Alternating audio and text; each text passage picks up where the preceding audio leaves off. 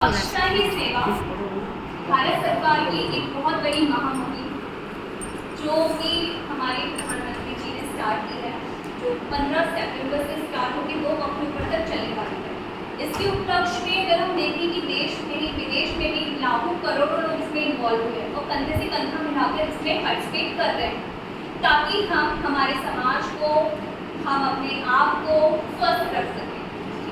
तो यह बहुत ज़्यादा जरूरी है स्वच्छता। तो आज का जो हमारा टॉपिक है वो हमारा आपको स्क्रीन पे दिख रहा होगा कि महामारी में कैसे हम अपने आप को स्वच्छ कर सकते हैं और कैसे हम हेल्दी रह सकते हैं। तो अगर हमारा पर्यावरण स्वच्छ रहेगा तो हमारा बॉडी, हमारा शरीर हेल्दी रहेगा, है ना। कहते हैं ना कि अगर हम स्वस्थ खाना खाएंगे, हेल्दी सा खाएंगे या फिर अच्छी हवा हमें मिलेगी तो हमारी बॉडी हेल्दी रहेगी। लेकिन अगर हमारी बॉडी हेल्दी है तभी हमारा माइंड भी हेल्दी है। एक बहुत ही पुरानी कहावत है कि अगर स्वस्थ शरीर चाहिए तो हमें उसके लिए स्वस्थ मस्तिष्क का होना बहुत जरूरी है और स्वस्थ मस्तिष्क तभी हम पा सकते हैं जो हमारा शरीर स्वस्थ हो और तभी हम बाकी चीज़ें भी हमें मिल सकती है। सब एक दूसरे के पूरक है, कोई अकेला यहाँ पे नहीं सर्वाइव कर सकता। तो आज का जो हमारा टॉपिक है हम उससे स्टार्ट करेंगे। आप स्क्रीन पे देख सकते हैं महामारी में स्वच्छता, एक कदम और नारी स्वास्थ्य की ओर। ये बहुत ही इम्पोर्टेंट टॉपिक है। इस टॉपिक को आप इग्नोर नहीं कर सकते क्योंकि यह वह टॉपिक है जो हर स्त्री, अगर हम इंडिया में बात करें, हम जितनी भी महिलाएं हैं, हर महिला को यह फेस करना ही पड़ता है। कोई भी ऐसा नहीं होता जिसे ज़िंदगी में यह चीज़ नहीं सामना करनी पड़ती है। तो उसमें सबसे पहले ये जानना बहुत ज़रूरी है कि उसके बाद कि ये महामारी क्यों होती है, पीरियड क्यों होते हैं। उसके बाद कि अगर हम उसको स्वच्छता नहीं अपने शरीर की रखेंगे तो उससे हमें क्या क्या कॉम्प्लिकेशंस हो सकती हैं और क्या क्या हमें फेस करना पड़ेगा सिर्फ थोड़े से इग्नोरेंस की वजह से। उसके बाद सबसे इम्पोर्टेंट कि हम किस तरह से अपने आप को रख सकते हैं, किस तरह से हाइजीन मेंटेन रख सकते हैं, किस तरह से हम स्वच्छता रख सकते हैं। हमारी बढ़ती हुई लड़कियों के शरीर में होने वाले बदलावों का एक स्वाभाविक प्रक्रिया है, एक स्वाभाविक मतलब होना ही होना है।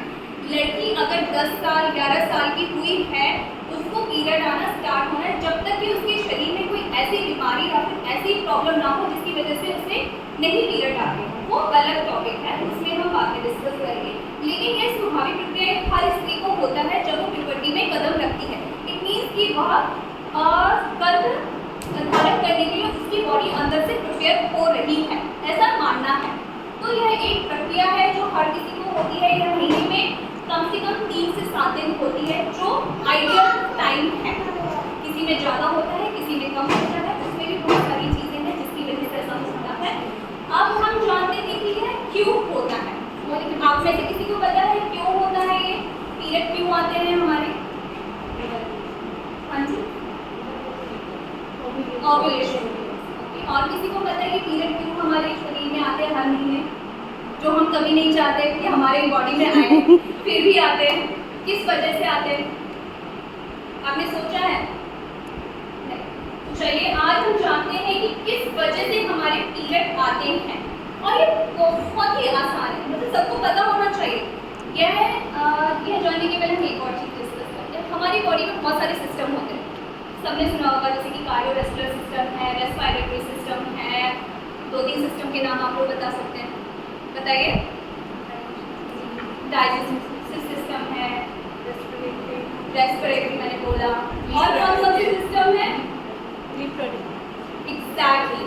हम अगर स्त्री की बात करें, हम महिलाओं की बात करें तो रिप्रोडक्टिव सिस्टम, जिसको हम हिंदी में बोलते हैं प्रजनन तंत्र, जो हम महिलाओं के लिए सबसे इम्पोर्टेंट भाग है। इसको इग्नोर हम सब महिलाएं करते हैं और सबसे ज़्यादा करते हैं, और यही सबसे इम्पोर्टेंट भाग, क्योंकि यहीं से हम न्यू जनरेशन को पैदा भी करते हैं। यहीं से हम सारी चीज़ें, महिला होने का जो हमारा हक है वो यहीं से स्टार्ट होता है ना। अगर ये नहीं है तो महिला नहीं है, तो ये चीज़ हम इग्नोरेंस नहीं कर सकते। तो जिस तरह से मैंने बताया प्रजनन तंत्र, तो प्रजनन तंत्र वैसे तो एनाटॉमी के अंदर आता है, लेकिन हम सबको पता होना चाहिए हमारे शरीर में है क्या आखिर, है ना। इतना कॉम्प्लिकेटेड स्ट्रक्चर आखिर है क्या जिसकी वजह से हमें हर महीने पीरियड आ जा रहा है। तो चलिए हम जानते हैं। इसमें आपको आपके रिप्रोडक्टिव सिस्टम जो प्रजनन तंत्र है वो देख रहा है। इसमें कहने के लिए बहुत सिंपल है, ये हमारा वेजाइना की ओपनिंग है, यहाँ पे यूट्रस होता है, इनको ओवरी होते हैं और फॉलोपियन ट्यूब होती है। होती है जो उसको कनेक्ट करती है, दैट्स इट। बहुत ही सिंपल सा स्ट्रक्चर है, ठीक है। डायग्राम आपको बहुत इजीली दिख रहा है। अब पीरियड क्या होते हैं कि हर महीने हमारी बॉडी एग रिलीज करती है। एग रिलीज हुआ हमारी ओवरी से, एग रिलीज हुआ यहाँ पे आया, ओके। अगर उसमें मेल स्पर्म आके कनेक्ट हुआ तो हमारा गर्भधारण हो जाता है, फर्टिलिटी होना स्टार्ट हो जाता है, ठीक है। लेकिन अगर ऐसा नहीं हुआ तो वो एग जो फॉर्म हुआ है, जो रिलीज हुआ है, उसको कहीं ना कहीं बाहर निकलना है ना, तो वो बाहर निकलता है। लेकिन उसके साथ साथ जो यूट्रस की ये जो लेयर होती है, यहाँ पे ब्लड और म्यूकस की लेयर फॉर्म होती है हर महीने। यह एक नॉर्मल फिनोमिना है, जिस तरह से कि हर महीने एक लेयर फॉर्म होती है हमारे यूट्रस के कॉर्नर पे, जो ब्लड की बनी होती है, म्यूकस की बनी होती है, ठीक है। तो जब वो एग रिलीज होता है, उसको स्पर्म नहीं मिलता, तो वो एग बाहर निकलता है वेजाइना के थ्रू, और साथ में जो ये लेयर होती है म्यूकस और ब्लड की, इसको ब्रेक करता है, तोड़ता है और इस लेयर को साथ साथ में बाहर निकाल देता है। तो यही होते हैं पीरियड आते, यही होती है महावारी। मेंस्ट्रुअल साइकिल जो होता है यही है कि वो जो लेयर है वो ब्रेक हो गई और वो टीयर ऑफ होके बाहर आ गई। तो यह कोई बीमारी नहीं है, ये एक नॉर्मल फिनोमेना है जो हमारे शरीर में हर महीने फॉर्म हो रहा है, हर महीने निकल रहा है। किसी को ज़्यादा ब्लीडिंग होती है, किसी को कम होती है, यह भी अलग अलग टॉपिक है। आपको जो क्वेश्चन पूछना है उसका आंसर ही करें। तो सबने जान लिया पीरियड क्या होते हैं, हमारी बॉडी के अंदर क्या चीज़ है सबसे इम्पोर्टेंट, ठीक है। क्लियर? इसमें किसी को कोई डाउट नहीं? चलिए, तो इस वक्त हम अपने आप को कैसे क्लीन कर सकते हैं, किस तरह से हम अपना हाइजीन मेंटेन कर सकते हैं। और जो आज का टॉपिक है, क्या टॉपिक है आज का? महावारी में स्वच्छता। तो महावारी में हम किस तरह से अपने आप को स्वच्छ रख सकते हैं।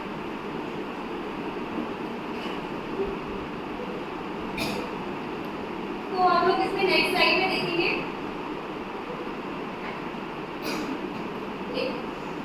कि सबसे पहले आता है सैनिटरी नैपकिन को हर 4 से 6 घंटे में बदलना है। हम क्या करते हैं, मोस्टली लोग आजकल बदलने लगे हैं, इतना अवेयरनेस आ गई। कई लोगों को क्या होता है, ज़्यादा ब्लीडिंग होती है तो वो पैड चेंज करते हैं। लेकिन हम लेडीज़ की थिंकिंग क्या है कि हमारा पैड तो ढीला नहीं है, ज़्यादा हमें ब्लीडिंग नहीं हुई, जस्ट स्पॉटिंग हो रही है, या दूसरे या तीसरे दिन से हम वो सोचना स्टार्ट करते हैं। हम पूरे दिन भर में वो पैड यूज़ करती हैं, रात भर ढीला तो है, सूखा तो है, क्या प्रॉब्लम है। लेकिन होता क्या है कि हर 3 से 4 घंटे में पैड का जो रीज़न है वो यह है कि हमारा जो घंटे बाद, क्योंकि उसमें एक फॉर्म स्मेल होती है, आप लोग देखना पीरियड के वक्त एक स्मेल आती है ना, वो जो स्मेल होती है वो अट्रैक्ट करती है बैक्टीरिया को, जर्म्स को अट्रैक्ट करती है। अगर आपने सेम चीज़ रखी चाहे तो एक ड्रॉप, तो वो धीरे धीरे बैक्टीरिया उसमें आएगा, जर्म्स आएंगे और आपको इन्फेक्शन होने के चांसेस 50 to 60% और ज़्यादा बढ़ा देंगे, क्योंकि ऑलरेडी आपकी स्किन उस टाइम पे बहुत सेंसिटिव है, ठीक है। तो यह जो रीज़न है कि आपको पैड चेंज करना ही करना है।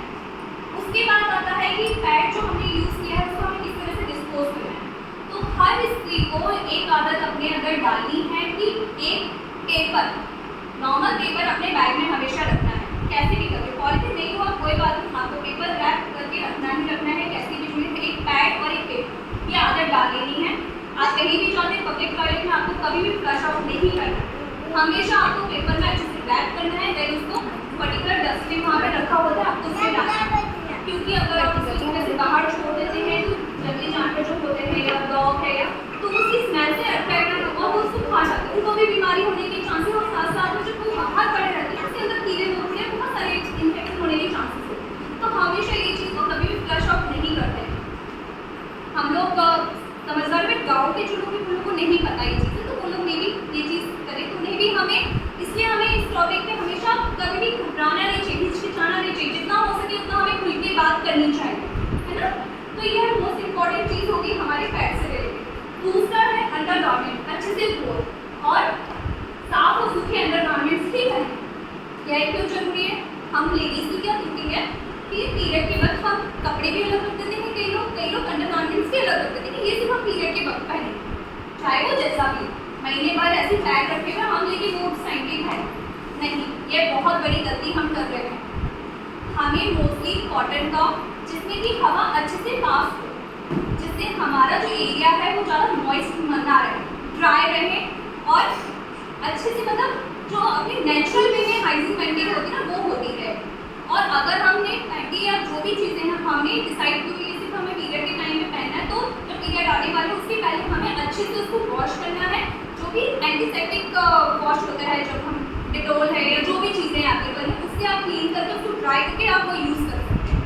कपड़ा यूज़ नहीं करना है आपको, अगर पैकेज में आप कपड़ा यूज़ करते हैं तो आपको अवॉइड करना है। अगर करते हैं तो कॉटन का, प्योर कॉटन का आप यूज़ कर सकते हैं। ये दो चीज़ें हमने नहीं यूज़ की। हाँ, क्लीन मतलब एक कि आप उसको या तो डिस्पोज करें, अगर कर रहे हैं तो सेम जो पैंटी का जैसा आप ख्याल रखते हैं सेम आपको वैसे ही उस कपड़े का भी ख्याल रखना जरूरी है। अदरवाइज आप सैनिटरी नैपकिन या अदर प्रोडक्ट्स भी आजकल मार्केट में अवेलेबल है, आप वो यूज़ कर सकते हैं। इसके बाद अपनी स्वच्छता का पूरा ध्यान रखें। इसके अंतर्गत क्या आता है, किस तरह से आप अपनी स्वच्छता का पूरा ध्यान रख सकते हैं पीरियड में, कोई बता सकते हैं मुझे? जो हमारी बॉडी का नॉर्मल बैलेंस बना के रखता है, जिसमें गुड बैक्टीरिया होते हैं जो अपने आप ही बैड बैक्टीरिया को दूर रखते हैं और हेल्दी रखते हैं उस एरिया को। अगर हम साबुन यूज़ करते हैं तो वो गुड बैक्टीरिया डेड हो जाते हैं, मर जाते हैं, वहाँ से चले जाते हैं और इन्फेक्शन होने के चांसेस बढ़ जाते हैं। तो हमें मैंने जिस तरह से बोला कि लूक वार्म वाटर, उसमें अगर आप चाहें तो थोड़ा सा सॉल्ट भी ऐड कर सकते हैं, अगर नहीं तो आप सिंपल लूक वार्म वाटर से भी क्लीन कर सकते हैं। एंड बाद एक और सबसे इम्पॉर्टेंट चीज़ जो हमें से किसी को नहीं पता होगी, जस्ट मैं मेंशन करना चाहती हूँ कि किस तरह से हमें क्लीन करना है। हम मोस्टली क्या करते हैं, पानी डाला, हाथ से क्लीन किया, मोशन कि हम कहाँ से, हमेशा डिजाइनर टू एनाल, हमारा जो मोशन है डिजाइनर टू एनाल होना चाहिए, ना कि एनाल टू डिजाइनर। क्यों? क्योंकि हमारे एनाल में मल्टीपल बैक्टीरिया होते हैं, मल्टीपल इन्फेक्शन करने वाले वायरसेस होते हैं, बहुत सारी चीज़ें, फंगल इन्फेक्शन से नॉट होता है। हम डेली में ये ध्यान नहीं रखते हैं। हमारा जो मोशन रहता है वो नीचे से ऊपर की तरफ रहता है, ये हम सबसे बड़ी गलती करते हैं। क्योंकि हम, और खासतौर पे हमारे पीरियड के टाइम पे, तो हमें ये अवॉइड ही करना है। लाइफ टाइम अवॉइड कर सको तो इससे बड़ी चीज़ कोई है नहीं हम लेडीज़ के लिए, लेकिन ये पीरियड के टाइम पे तो हमें ध्यान रखना ही रखना है, क्योंकि उस टाइम पे सेंसिटिव होती है हमारी स्किन 80% ज़्यादा। तो हमें उस टाइम पे बहुत ध्यान रखना है। हमेशा ये आदत डाल लो कि हमें ऊपर से नीचे की तरफ ही क्लीन करना है, कभी भी हाथ को ऊपर, नीचे से ऊपर की तरफ नहीं लाना। ये छोटी छोटी सी आदतें हमें सुरक्षित रख सकती हैं। ये बहुत ही साधारण सी चीज़ें जो हम सबको पता होनी चाहिए, हमें दिमाग में रख लेनी चाहिए। इसके बाद आते हैं, अगर हम ये सब चीज़ें नहीं मेंटेन करें तो हमें क्या हो सकता है, क्योंकि हमारी मेंटलिटी क्या होती है कि जब तक हमें ना पता होता है कि ये तो नॉर्मल है, इससे क्या हो जाए, ज़्यादा हमारे सामने ना हमें उसकी कॉम्प्लिकेशन नहीं पता होता है ना, हम ये चीज़ों को बहुत लाइटली लेते हैं। लेकिन अगर हमें उसके साइड इफेक्ट पता हो तो हम सोचने लगते हैं, हमारा दिमाग सोचने में मजबूर हो जाता है कि अच्छा मुझे ऐसा नहीं करना, नहीं तो मुझे ये चीज़ हो सकती है। हो ना हो तो हमें नहीं पता, बट हो सकती है, ये हमें दिमाग में रखना है। डर बहुत ज़रूरी होता है। क्यों होता है? इसीलिए होता है ताकि हम अपनी बॉडी को तैयार करें उस डर से बचने के लिए। तो अगर जिस तरह से हमने बात की, अगर हम नहीं क्लीन करते तो सबसे इम्पॉर्टेंट चीज़ यूटीआई, यूरिनरी ट्रैक्ट इन्फेक्शन, जो हमारा प्रेजेंट तंत्र है। इवन यूटीआई क्या होता है, जिस तरह से हमने फोटो देखी कि जो नीचे का भाग है, जो यूट्रस है, वो वेजाइना वाला है, वहाँ पर मोस्टली इन्फेक्शन होता है, लोगों को जलन होती है, ईचिंग होती है, रैशेस आ जाते हैं, बार बार यूरिनेशन होता है, ये सब यूटीआई के इन्फेक्शन। लेकिन उसके साथ साथ हमारा पूरा प्रजनन तंत्र तक इन्वॉल्व होता है इसमें, क्योंकि कनेक्टेड है। ऐसा नहीं कि हमारी वेजाइना अलग है, उसमें जो ब्लड वेसल्स जा रही है बाकी बॉडी में नहीं जा रही, तो उसको पूरा प्रजनन तंत्र में भी इन्फेक्शन होने के चांसेस को बढ़ा देता है। ठीक है, उसके बाद सेकेंड चीज़ है इनफर्टिलिटी, जिसे हम इग्नोर नहीं कर सकते। इनफर्टिलिटी हमारे इन्फेक्शन की वजह से बहुत ज़्यादा, अगर किसी को कंटिन्यू यूटीआई है तो उसको आजकल स्टडीज़ में ये देखा गया है, बहुत सारे रिसर्चेस चल रही है कि इनफर्टिलिटी की प्रॉब्लम हो सकती है, मतलब बच्चा नहीं पैदा होने की हो रहा है, सिर्फ इतनी सी इग्नोरेंस की वजह से, है ना, जो हम मोस्टली हम बात नहीं करते, या एड्स की बात नहीं करते, कोई भी बात करना चाहता, सुनना भी नहीं चाहते, और हम लेडीज ही की बात करते हैं। लेकिन अगर हम पीरियड के टाइम पर क्लीन नहीं करते और वहाँ पे बैक्टीरिया फ्लोर होने देते हैं, दैट इंटीमेट होने की वजह से हमें यह छोटी छोटी चीज़ें बड़ी हो जाती है, और हेपेटाइटिस बी जैसे बैक्टीरिया की वजह से हमारी बॉडी को इन्फेक्शन कर सकती है। मतलब हमारे शरीर के अंदर जो रोग प्रतिरोधक क्षमता होती है, जो हमारी बॉडी को इन्फेक्शन आता है उससे लड़ने की जो क्षमता होती है, जैसे कि डस्ट, हमें खांसी आ जाती है, मीन्स कि हमारी बॉडी के अंदर रोग प्रतिरोधक क्षमता है, उसने खांस लिया, उसने रिएक्ट कर दिया और उसको बाहर निकाल दिया, यह जो क्षमता होती है वो धीरे धीरे कम होने लगती है।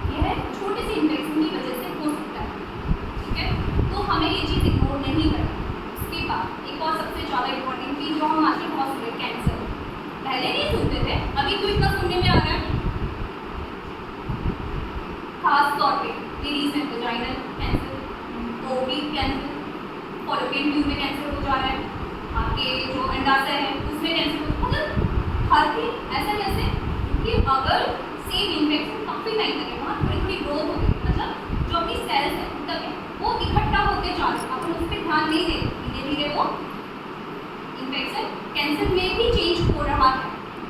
तो हम इस चीज़ को बिल्कुल भी इग्नोर नहीं कर सकते, है ना।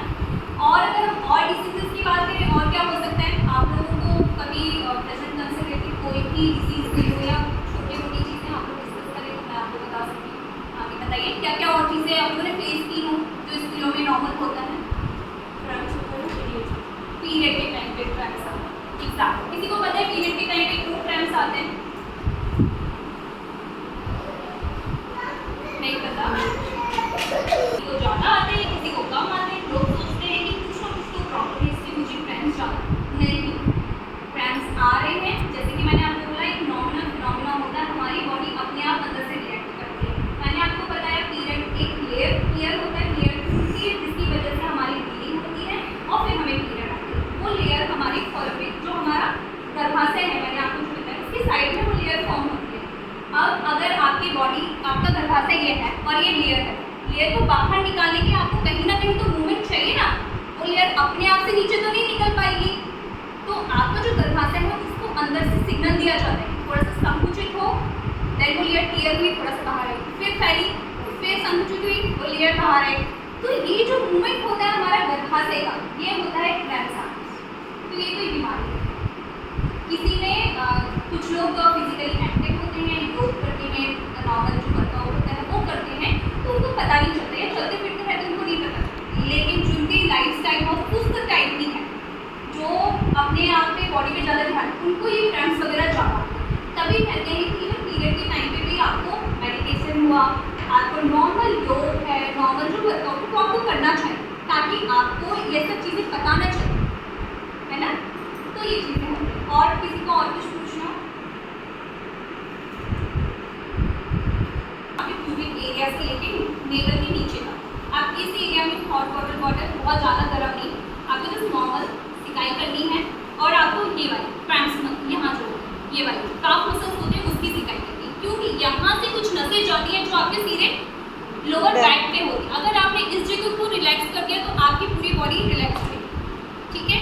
और उस टाइम पे कोशिश ये करनी है कि हमें सीधे खड़े होना, अगर हम बहुत देर तक 3-4 घंटे तक खड़े हैं तो पैरों को थोड़ा सा ऊपर कर दें, ताकि हमारे पैरों का जो एक्सट्रीमिटीज़ होती है, हमारे जो पैरों का टिप होता है ना, वहाँ पे ब्लड धीरे धीरे इकट्ठा होने लगता है, पैरों में स्वेलिंग आ जाती है कई बार, और हमें चलने में दिक्कत होती है, या हम लंबरा के चलने लगते हैं पीरियड टाइम में। तो कोशिश करें कि जब भी आप बैठो तो पैरों को थोड़ा सा ऊपर कर लो, और रात के सोने के पहले पैरों को वॉल के सपोर्ट से 10 मिनट के लिए आप पैरों को ऊपर करके बैठने की आदत डाल दी हो, या लेटने की आदत डाल दो। बैठ के सोने के पहले गए आप, इवन मैं आपको बोलती हूँ कि कभी ऐसा नहीं कि पीरियड के टाइम पे, हम लेडीज़ को ये आदत डालनी ही है कि 10-15 मिनट पैरों को ऊपर करके रखना है। इससे आपके पीरियड में होने वाले क्रैम्प्स, ब्लीडिंग, और इवन आपका जो मेंटल स्ट्रेस जो होता है वो भी काफ़ी हद तक रिलीज हो जाता है। ऐसा क्यों? बिकॉज ब्लड फ्लो पैर हमें ऊपर किया, इसमें एक और पॉस्चर होता है कि हम पैर ऊपर करके धीरे धीरे, अगर हम योग की लैंग्वेज में बात करें तो हम रिपीट करते हैं, जैसे हमने पैरों को सीधा किया और धीरे धीरे हम पैरों को बॉडी सपोर्ट से और ऊपर ले जाते हैं, और कमर भी हमारी धीरे धीरे ऊपर उठती है, मतलब हमारा पूरा बॉडी का वेट हमारे नेक पे और हेड पे रहता है, पैर हमारे ऊपर, बॉडी हमारी, सर हमारा नीचे। इससे अगर हम सोने के पहले, इवन सोने के बाद अगर हम इस क्वेश्चन में 10 मिनट अपने आप को रखते हैं, तो मैंने जिस तरह से बोला, hair fall, grey hairs, even हमारे चेहरे की चमक, जो डलनेस आ जाती है ना, एज नहीं हुई अभी, हम 30+ में हैं लेकिन बूढ़े जैसे दिखने लगे, वो बढ़ जाती है। तो इवन हमारे जो हार्मोन्स हैं वो अच्छे से, क्योंकि उस टाइम में हमारा जो थायराइड ग्लैंड है, हम सब लेडीज़ के लिए बहुत इंपॉर्टेंट होता है ये था, ये। एंड यहाँ पे एक सबसे इम्पॉर्टेंट ग्लैंड होती है, जिसको हम बोलते हैं पिट्यूटरी ग्लैंड, मास्टर ग्लैंड, हमारी पूरी बॉडी को चला ये रोक। तो अगर हमने थोड़ी देर सुबह उठकर अगर हमने इस क्वेश्चन में अपने आप को रखा, हमारी बॉडी की वो ग्लैंड एक्टिव हो, अपने आप से हार्मोन सिक्रीट करने लगे, है ना। तो हमें हेल्थ के लिए, हमें आगे के लिए फ़ायदा मिलता है। आप लोगों ने एक और चीज़ नहीं पूछी कि पीरियड के टाइम पे कई लोगों को क्लॉट्स आते हैं, Yes, है ना, ma'am. बहुत इम्पोर्टेंट। डर जाते हैं कि हमारी बॉडी के अंदर से ना लग गया कर। तो जिस तरह से क्रैम्प्स का एक रीज़न था, उसी तरह से क्लॉट्स का भी रीज़न है। हमारी बॉडी के अंदर ना कुछ हार्मोन्स ऐसे होते हैं, जिसमें एक हार्मोन है जो वो निकलता है तो हमारे खून में थक्का जमना, मतलब अगर हमें कहीं चोट लग जाती है थोड़ी देर बाद वो जम जाता है ना अपने आप से, उसमें कुछ डालने की जरूरत नहीं पड़ती हमको, है ना, नॉर्मल चीज़ होती है। तो कई बार हमारी बॉडी के अंदर से वो हार्मोन्स कम सीक्रेट होता है, मतलब खून को पतला करने वाला जो हार्मोन्स है वो कम सीक्रेट हो रहा है, वो खून को पतला नहीं कर पा रहा। तो जो लेयर क्लियर हो रही है, लेयर टूट के जो बाहर आ गई वो पतली नहीं हो पा रही, मतलब वो खून के उसमें ना आके ना वो डायरेक्ट बाहर आ जाती है। तो कई बार नॉर्मल ब्लीडिंग होती है, कई बार वो थक्के जैसे आते, तो उससे डरना नहीं है, नॉर्मल है। वो हमारी बॉडी के अंदर एक हार्मोन में भी थोड़ा कम रिलीज हो रहा है, जिससे कि खून पतला नहीं हो पा रहा है और वो थक्के को बाहर निकाल रहा है। तो ये चीज़ें नॉर्मल है, लेकिन जब तक नॉर्मल है जब तक कि आपको ज़्यादा नहीं हो। कई लोग को ब्लीडिंग 9-9, 10-10 दिन, 15-15 दिन पे नहीं रहती, आपको इसको इग्नोर नहीं करना। PCOD, PCOS सुना है? Yes, ma'am. सबने सुना है, क्या होता है ये? सुन रखा है.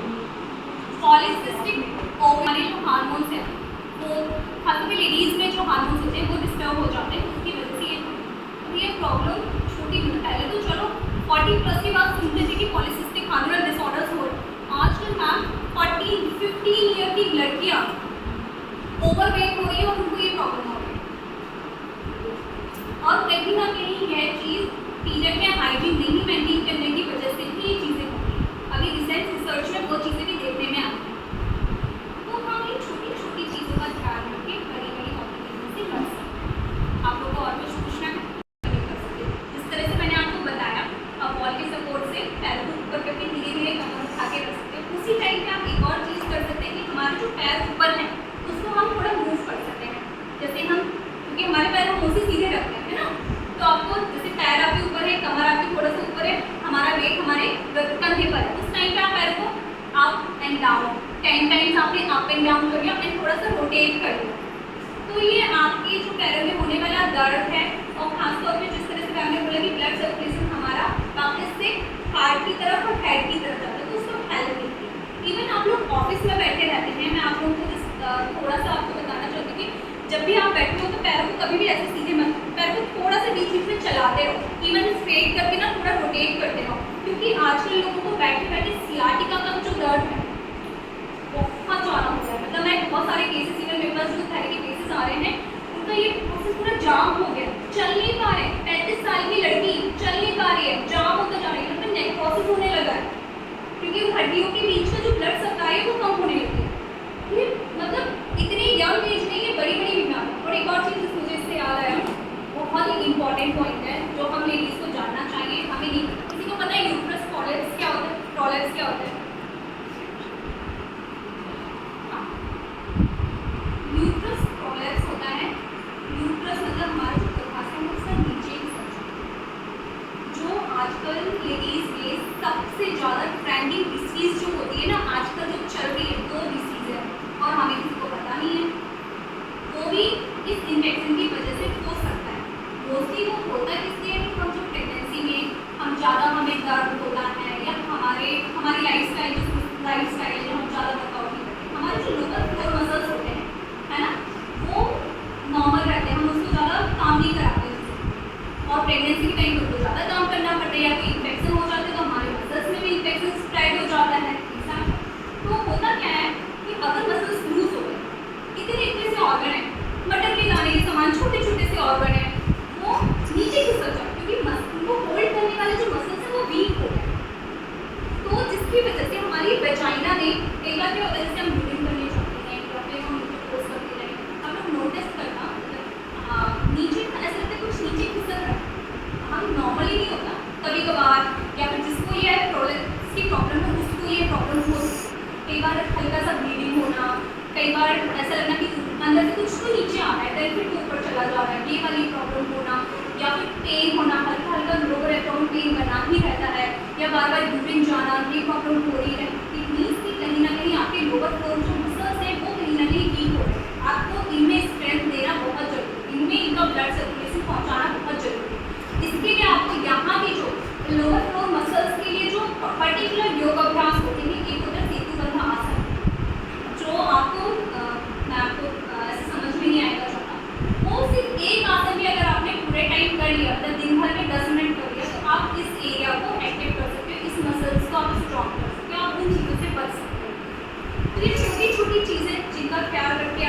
लाइफ को बहुत अच्छे से हेल्थी लाइफ स्टाइल जी सकते हो।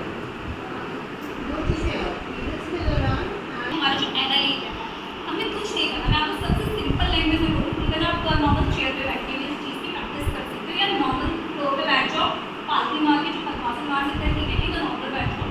बस आपको क्या करना है, गहरी लंबी सांस लेनी है और अंदर खींचना है अपनी बॉडी। जैसे यूरिन आ रही है बट आपको बाथरूम नहीं मिला, आप यूरिन कंट्रोल करते हो कई बार, उसी तरह से आपको करना है कि आप नॉर्मल बैठ जाओ, आपको अंदर की तरफ अपनी बॉडी को होल्ड करना है, नीचे से वजाइना को भी खींचना है, पीछे से एनाल को भी खींचना है, पूरी तरह से 15 से 30 सेकंड जस्ट होल्ड करके रखो एंड देन रिलीज इट। यह प्रैक्टिस आप डेली अगर 10-15 मिनट करते हो, ये ऑटोमेटिकली आपके यहाँ की स्ट्रेंथ के लिए बहुत अच्छा है। और यह चीज़ आपके जो यूट्रस कॉलेज है या मसल वीकनेस है या जो अदर प्रॉब्लम, इवन पाइल्स, जिसे हम इग्नोर नहीं कर सकते, बवासीर, महिलाओं में आजकल होने वाली दूसरी सबसे बड़ी प्रॉब्लम पाइल्स। प्रेगनेंसी में तो होता ही, क्योंकि कॉन्स्टिपेशन और आजकल की जो हमारी हैबिट्स है, खाने की लाइफस्टाइल है, हम कुछ भी खा रहे, खासतौर पे मैदा हमें क्यों अवॉइड करना चाहिए? मैदा क्यों अवॉइड करना चाहिए, किसी को पता है? खा लेते हैं, मतलब खासतौर पे मॉर्निंग टाइम पे जो हम एम्प्टी स्टमक में अगर हमने मैदे का इस्तेमाल किया तो हमारा जो डाइजेस्टिव सिस्टम है वो स्लो वर्क करने लगता है, खाना अच्छे से पचता नहीं। और सुबह से ही अगर ये चीज़ स्टार्ट होगी तो दिन भर एसिडिटी, अपच, बहुत सारी जो प्रॉब्लम है वो स्टार्ट हो जाती है। तो इसीलिए हमें मैदा को थोड़ा सा मॉर्निंग टाइम में जितना हो सके अवॉइड करना चाहिए और ऐसी चीज़ें लेनी चाहिए जिसमें फाइबर्स लगेगा। और खासतौर पे हम लेडीज़ को और प्रेगनेंसी, इवन जो पीरियड के टाइम पे हमें खाने का बहुत ध्यान रखना पड़ता है। हमें ऐसी चीज़ें खानी चाहिए जो जल्दी डाइजेस्ट हो। कभी भी हैवी फूड खाने से 2 बार जो लोग खाना खाते हैं उनको 2 बार खाने की जगह 3 से 4 बार खाने को डिवाइड कर दो, जितना खाओ उतना डाइजेस्ट हो, आपका डाइजेस्टिव सिस्टम नॉर्मल, आपका पाचन तंत्र नॉर्मल, आपका पूरा बॉडी नॉर्मल, आप एक्टिव हो। वहीं आपने इकट्ठा खाना खा लिया, आप बैठ गए, आपकी बॉडी के अंदर खाना सड़ता रहा,